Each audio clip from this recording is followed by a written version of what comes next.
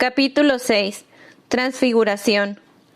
En 1820 había una bebita de 6 semanas con los ojos inflamados.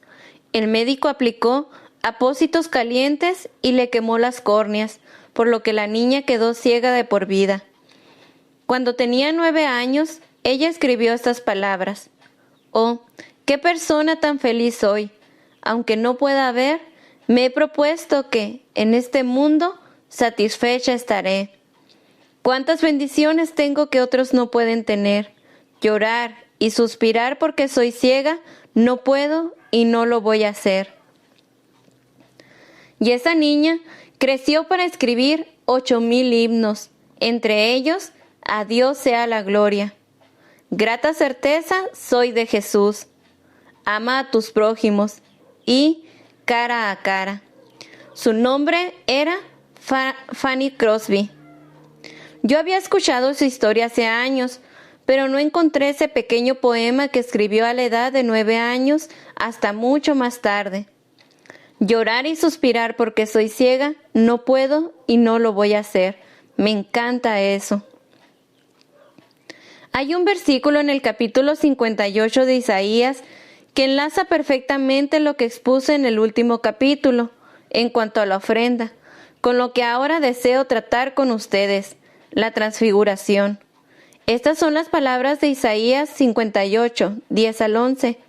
«Y si dieres tu pan al hambriento, y saciares al alma afligida, en las tinieblas nacerá tu luz, y tu oscuridad será como el mediodía.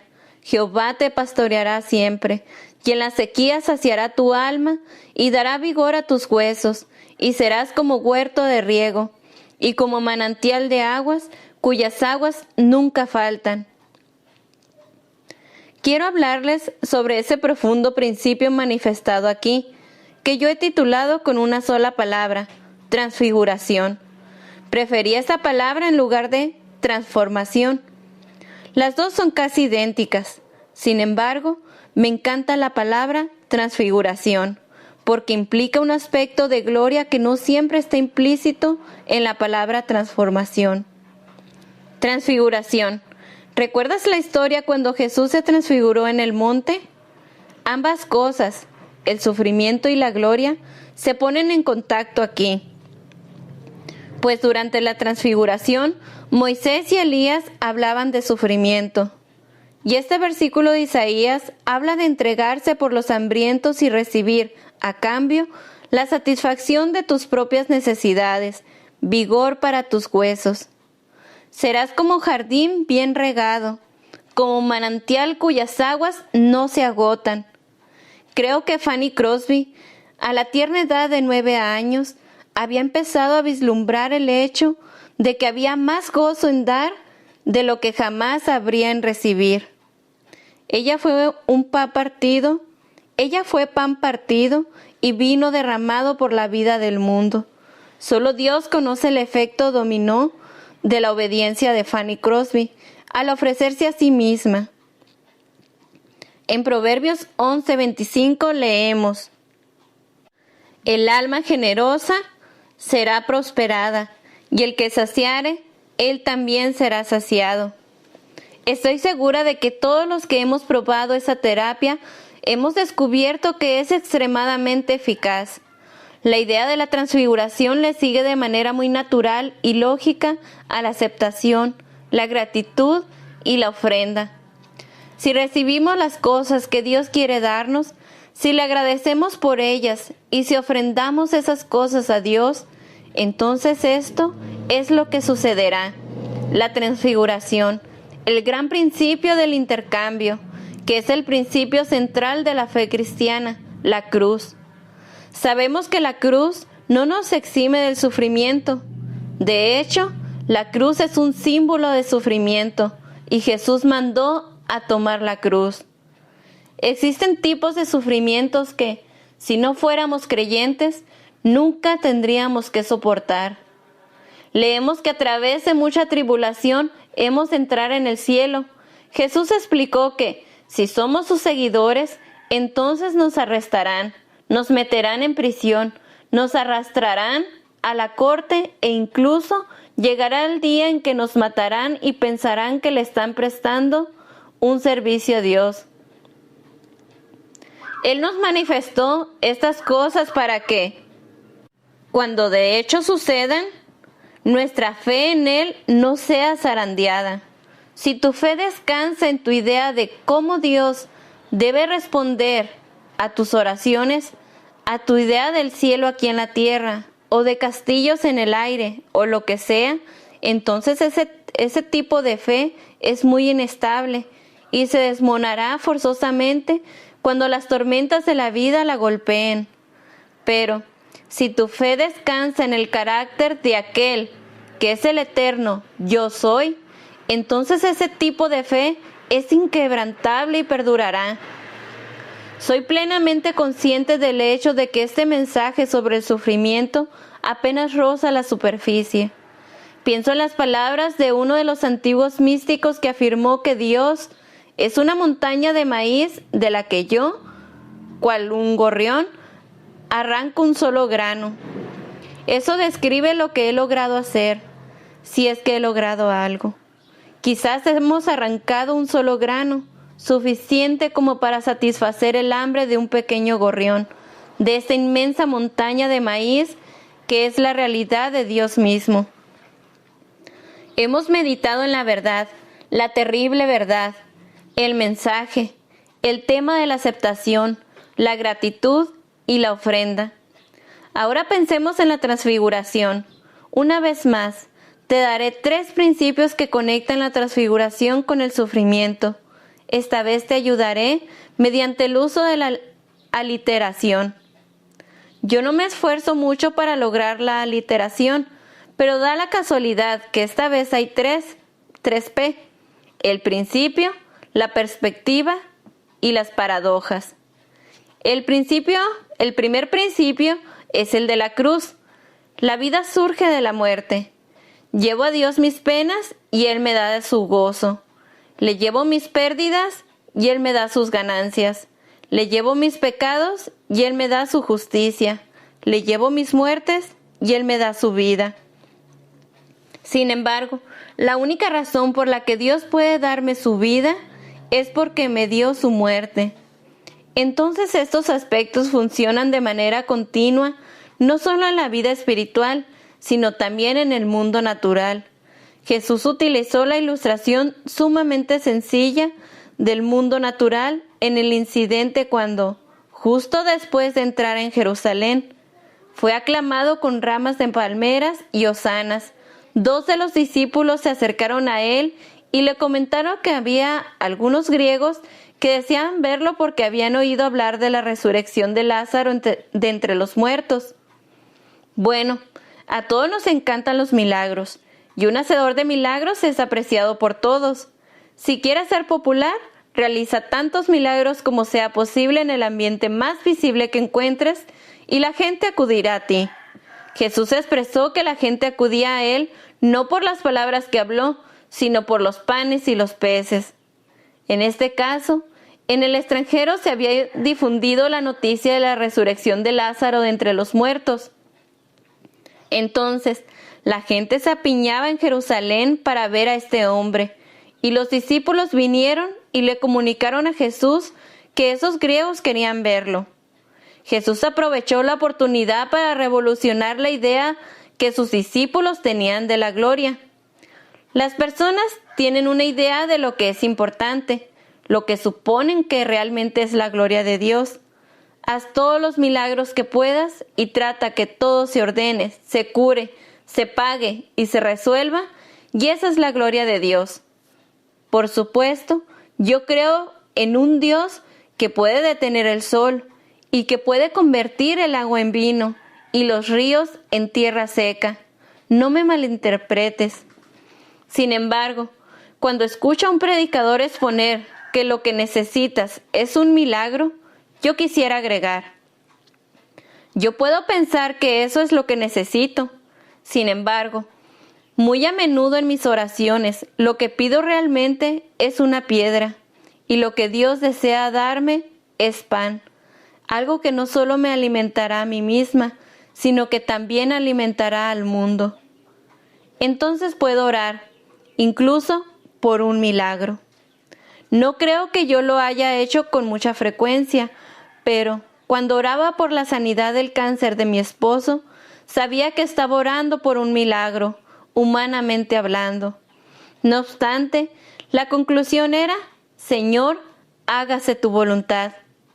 Necesitamos que nuestras definiciones de gloria sean corregidas, de la misma manera que los discípulos necesitaron que su definición de gloria fuera corregida y revolucionada. Jesús señaló: voy a mostrarte lo que es la gloria. Sus palabras fueron: ha llegado la hora para que el Hijo del Hombre sea glorificado. De cierto os digo, que si el grano de trigo no cae en la tierra y muere, queda solo, pero si muere, lleva mucho fruto. Juan 12:23b y 24. Este es el principio de la cruz. Él iba en camino a la cruz. ¿Existe algo menos significativo y distintivo que una semilla? ¿Has visto un grano de trigo? Pues ya los has visto todos. ¿Has visto un grano, una semilla de manzana? Las has visto todas. Por lo tanto, en cuanto a una semilla, no hay nada excesivamente distintivo ni notable. Y cuando esa semilla cae al suelo, desaparece. Es posible que nunca más se vuelva a ver. No obstante, sabemos con certeza que de esa semilla nada saldrá, a menos que primero caiga al suelo, a la oscuridad, a lo desconocido, a la ignominia y a la muerte. Pero luego, de esa semilla, viene la gran cosecha, el grano dorado. Por eso, este es el principio del intercambio. Le entrego mi muerte y Él me da su vida, mis penas por su gozo, mis pérdidas por sus ganancias. Este es el gran principio de la cruz.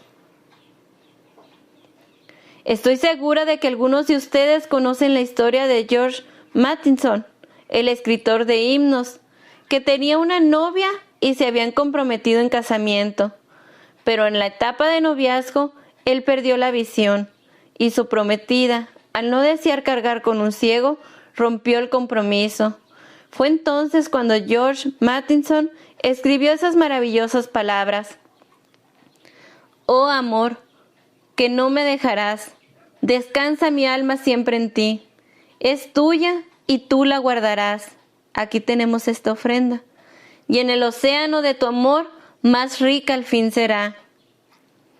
Recuerdo las palabras que mi primer esposo, Jim Elliot, escribió cuando tenía 22 años. No es tonto quien da lo que no puede retener para ganar lo que no puede perder. Estaba parafraseando las palabras de Jesús: si pierdes tu vida por mi causa, la encontrarás. Mateo 10:39b. Paráfrasis de la autora. Él intercambia mi debilidad, mis pérdidas, mis pecados, mis tristezas, mis sufrimientos. Cuando le ofrecemos estas cosas, Él tiene algo que darnos a cambio, y ese algo podría alimentar a una multitud. Por lo tanto, el principio del intercambio es el principio de la cruz, y ese principio se remonta hasta antes de la fundación del mundo. El Cordero fue sacrificado. En la mente de Dios, el sacrificio de sangre se realizó antes de que el pecado existiera. Sacrificio, sufrimiento y gloria. No hay escapatoria de ellos. Vivimos en Nueva Inglaterra y nos encantan los meses de septiembre y octubre. Lars siempre se queja porque es sureño y cree que los inviernos son demasiado largos. Pero cuando las bellotas comienzan a caer, me encanta la temporada porque, por un lado, puedes encontrar los colores más espectaculares del país, ya que tenemos esos arces azucareros que se tornan rojo sangre, salmón, malva y otros colores increíbles. Sin embargo, la gloria del otoño es un símbolo de muerte. Ese rojo sangre me recuerda que la sangre es símbolo de muerte. Si no fuera porque el roble suelta todas esas diminutas y preciosas semillas, esas bellotas Estas nunca caerían al suelo y morirían. Entonces, nunca más habría robles y las ardillas perecerían de hambre. Todo lo que tú y yo comemos significa que algo ha muerto de alguna manera, incluso en el caso de un huevo y un vaso de leche. La gallina y la vaca no han muerto, pero han dado vida, ¿o no? Prácticamente todo lo demás que tenemos delante de nosotros en la mesa nos indica que algo ha muerto, ya sean granos de trigo o animales. La vida brota de la muerte. Es el principio del universo, el principio del intercambio. Incluso las estrellas mueren. Cada vez escuchamos más de estas cosas fascinantes que los astrónomos están descubriendo. No obstante, hay un texto escondido en 2 de Crónicas 29, versículo 27, que me ha sido de mucho ánimo y consuelo desde que lo descubrí cuando era estudiante de último año en la universidad y sufría una inmensidad por el hecho de estar enamorada de alguien que no creía que se enamoraría de mí, y pensaba que abrigar esperanzas por este hombre era una gran tontería de mi parte. Fue así que puse mis sentimientos en el altar de Dios. No puedo lidiar con muchas de mis emociones, por eso solo expreso: Señor, aquí está. Tómalo y saca algo de esto si puedes. Si logras hacer algo con el almuerzo de un niñito y con la vasija de aceite de la viuda, entonces tal vez puedas hacer algo con esto. Entonces entregué a Dios todas esas pasiones, aquel auténtico tornado de pasión que sentí por este joven cuyo nombre resultó ser Jim Elliot. Y Dios me dio este versículo en 2 de Crónicas. Y cuando comenzó el holocausto, comenzó también el cántico de Jehová. 2 de Crónicas 29, 27b. ¿No es estupendo? Y funciona. Cuando comenzó el holocausto, comenzó el cántico de Jehová también. Este texto en realidad se refiere al ritual del sacrificio. No obstante, tiene implicaciones para nuestra vida espiritual, ¿verdad? Miremos ahora esta perspectiva, el segundo principio de la transformación ligado al sufrimiento, de la transfiguración ligado al sufrimiento. Nuestras perspectivas deben ser transfiguradas, transformadas en algo que tenga gloria en ello. Y ese maravilloso capítulo de Hebreos 11 me señala muchos aspectos sobre la perspectiva. Luego de repasar las historias de Abel, Enoc, Noé, Abraham y Sara, todas estas cosas imposibles que hicieron por fe, en el versículo 13 se nos narra: conforme a la fe, murieron todos estos sin haber recibido lo prometido, sino mirándolo de lejos y creyéndolo, y saludándolo, y confesando que eran extranjeros y peregrinos sobre la tierra. Aquellos que usan un lenguaje así muestran claramente que están buscando una tierra propia. Si hubiera tenido sus corazones en el país que habían dejado, hubieran encontrado la oportunidad de regresar. En cambio, vemos que deseaban una tierra mejor. ¿Y hay algo que te haga desear más esa tierra que el sufrimiento de un tipo u otro? Incluso cuando mi pobre nieta sufrió por el hecho de haber sido reprendida 3 veces en un día y expresó: «Oh mamá, si Adán y Eva no hubieran pecado». Y el día que la lavadora se desborda cuando hay visita en casa, me refiero a que en ese momento, ¿no anhelas tú una tierra mejor? Luego, en el mismo capítulo 11 de Hebreos, en el versículo 27, vemos una referencia a Moisés. Por la fe dejó a Egipto, no temiendo la ira del rey, porque se sostuvo como viendo al invisible. Esa es una perspectiva transfigurada. Entonces, si regresamos al versículo 20, vemos que, por la fe, bendijo Isaac a Jacob y a Esaú respecto a cosas venideras. Una perspectiva transfigurada. Es más sencillo ver esa perspectiva en la vida de otras personas, ¿No es verdad? ¿Te resulta más fácil ver la voluntad de Dios obrando en la vida de otra persona que en la tuya propia? ¿Te gustaría tener la historia de Daniel sin el foso de los leones? Por supuesto que no, porque sabemos el final de la historia. Bueno, nosotros los cristianos tenemos todo este libro lleno de historias maravillosas como esa, y el final de cada una de ellas es el mismo: gloria todas las veces. ¿Te gustaría tener la historia de José sin todas sus pruebas y sus tribulaciones, sin él en la cisterna? ¿Qué sabrías de Sadrach, Mesach y Abednego si nunca hubieran sido echados al horno de fuego? La bendición de la vida de Fanny Crosby se ha incrementado enormemente al saber que las palabras de estos hermosos himnos evangélicos provinieron de una mujer que nunca vio la luz del día, o al menos nunca recordó haberla visto, pues quedó ciega con solo 6 semanas de nacida. Todo se ha transfigurado en sus vidas porque conocemos el final de la historia. Recuerdo cuando Janet Cliff George interpretó el papel de Corrie ten Boom en la película llamada El Refugio. Ella fue entrevistada en uno de los programas de Billy Graham, quien le preguntó cuál era la característica que más la impresionó de Corrie ten Boom al estudiar su vida. Sin duda alguna, la respuesta de Janet fue el gozo. Y para todos los que conocieron a Corrie ten Boom, ya sea en persona o en la pantalla, vieron un rostro envejecido y radiante, lleno del gozo del Señor. Ahora, ¿de dónde provenía ese gozo? ¿Fue porque todo en su vida le salió muy bien? ¿Fue porque ella había vivido una vida feliz según la definición de felicidad que tiene el mundo? Por supuesto que no. Su perspectiva fue transfigurada, y ella misma fue transfigurada para beneficio de todos nosotros. En el rostro de Corrie ten Boom nos fue dada una señal visible de una realidad invisible, otra tierra, otro nivel, otra perspectiva. Pablo pudo cantar en la cárcel y escribió esas epístolas llenas de gozo desde la prisión. La carta a los Filipenses es llamada la Epístola del Gozo. En el primer capítulo de Filipenses, versículo 29, él escribió estas asombrosas palabras, palabras que para mí están cargadas de implicaciones.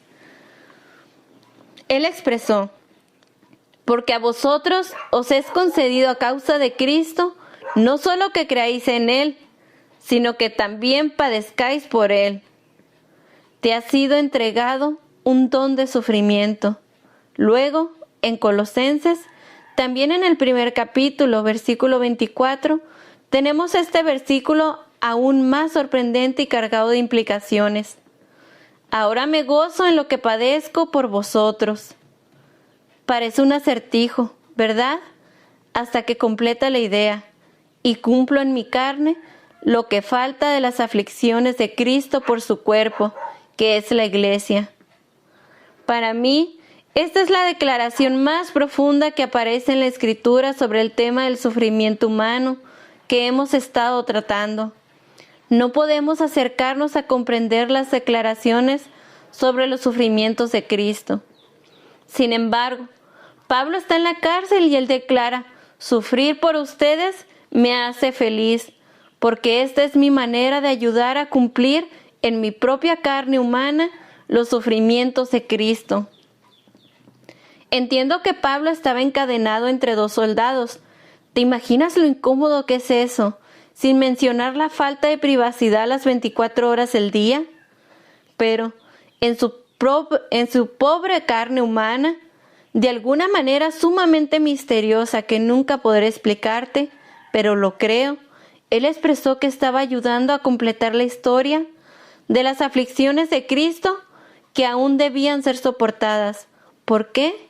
Por causa de su cuerpo, la Iglesia. Sé que algunos de ustedes están sentados allí diciendo: pero, ¿qué tiene eso que ver con mis sufrimientos? Mis sufrimientos no son por causa del Evangelio. Durante años he padecido muchísimo por este tema, porque yo cavilaba. Nunca he tenido ningún sufrimiento como causa directa del Evangelio. Incluso mi esposo Jim, quien intentó llevar el Evangelio a algunas personas, no fue asesinado literalmente por la palabra de su testimonio. Nunca habló una palabra a esos indígenas. Ellos no tenían idea de por qué Jim estaba allí y creyeron que era un caníbal.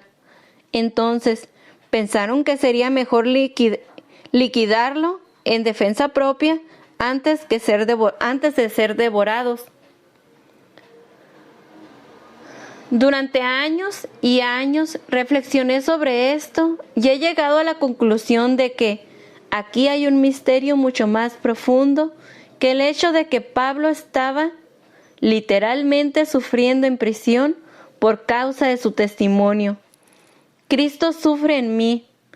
Ahora, si sufro porque soy miembro de su cuerpo, puedo ser un miembro dolorido, pero Él sufre conmigo, por mí y en mí. Y cuando yo sufro, Él sufre. Cristo sufrió en la cruz. Él llevó todos mis pecados, todas mis aflicciones y todas mis penas. Sin embargo, todavía hay una historia que completar. No lo entiendo, simplemente lo afirmo, lo acepto. Finalmente, veamos las paradojas en relación con la transfiguración y el sufrimiento. Necesitamos una perspectiva transfigurada de estas paradojas. Las metáforas bíblicas del sufrimiento utilizan la idea de la poda. El mejor fruto brota de la poda más drástica. El oro más puro sale del fuego más ardiente. En verdad, las lecciones más profundas de mi vida las he aprendido al atravesar las aguas más profundas. Y las mayores alegrías surgen de las mayores tristezas. La vida brota de la muerte. Pensemos en María. Probablemente era solo una adolescente que en su humildad y pobreza se ofreció a sí misma y ofreció sus planes, sus esperanzas, sus temores de lo que pensarían de ella al dar la impresión de haber sido infiel a José, su prometido. Su respuesta inmediata a la palabra de Dios fue: «He aquí la sierva del Señor, hágase conmigo conforme a tu palabra». Lucas 1:38b. Y fue gracias a este sacrificio, a esta ofrenda de sí misma, que el Salvador del mundo nació. Transfiguración. Fue llamada la más bendita de entre las mujeres, la más sublimemente bendita. Fue el resultado de la humildad. Si pierdes tu vida por su causa, la encontrarás. De hecho, no hay obra redentora sin sufrimiento, en ningún lugar.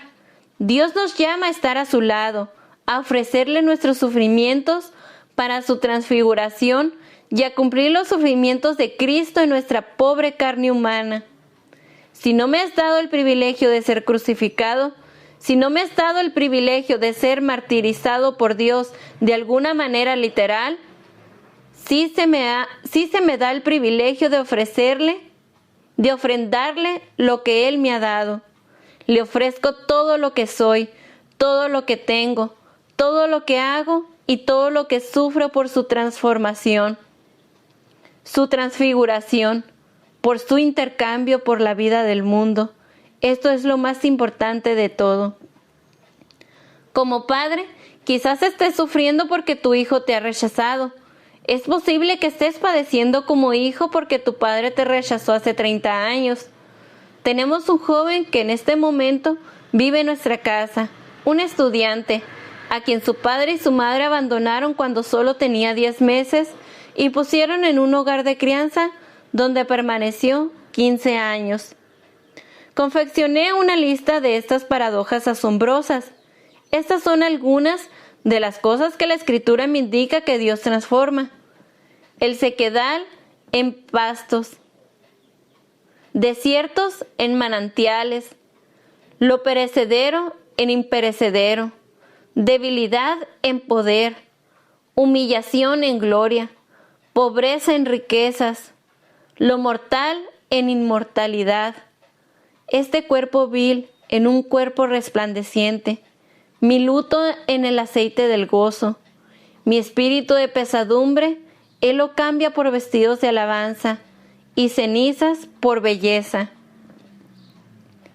En Apocalipsis 7, 16 al 17 leemos: ya no tendrán hambre ni sed, y el sol no caerá más sobre ellos, ni calor alguno, porque el Cordero que está en medio del trono los pastoreará, y los guiará a fuentes de aguas de vida, y Dios enjugará toda lágrima de los ojos de ellos. Para terminar, quiero leerte un poema escrito por Grant Colax Tuller. Mi vida no es sino un tejido entre mi Señor y yo. Yo no puedo escoger los colores con los que Él trabaja constantemente. Muchas veces Él teje tristeza y yo, en mi necio egoísmo, olvido que Él ve lo superior y yo veo lo inferior. Hasta que el telar no esté en silencio y la lanzadera deje de volar, Dios desplegará el lienzo y revelará la razón y el porqué. Los hilos oscuros son tan necesarios en la diestra mano del tejedor, como los hilos de oro y de plata en el patrón que Él ha planeado. Todo lo que sucede encaja en un patrón y encaja para bien. Sufrir nunca es en vano. De hecho, no hay obra redentora sin sufrimiento en ningún lugar.